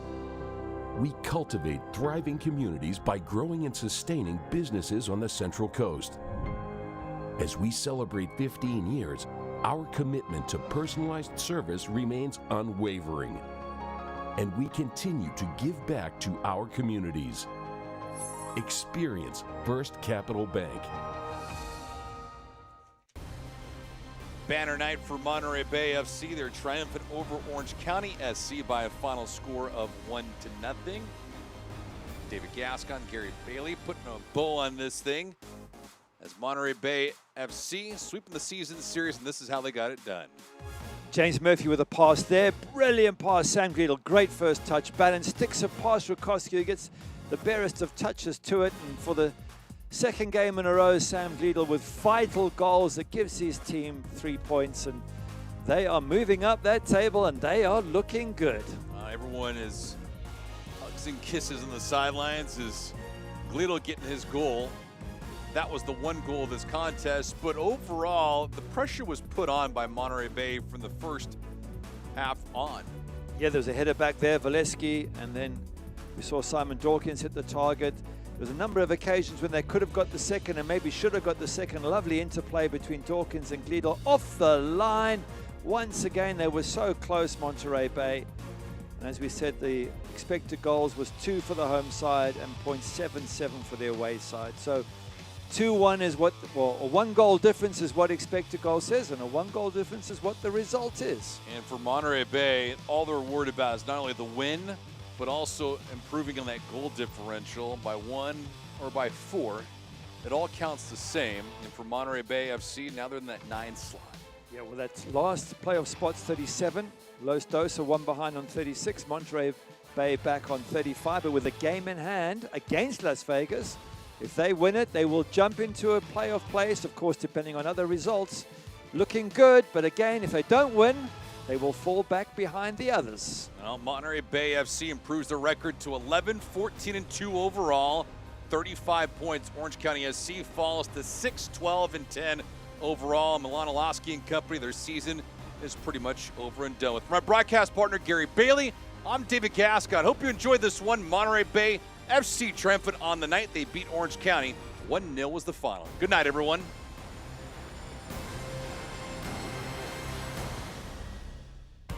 This copyrighted telecast of the United Soccer League Championship cannot be retransmitted, rebroadcast, or reproduced without the expressed written consent of the United Soccer League Championship.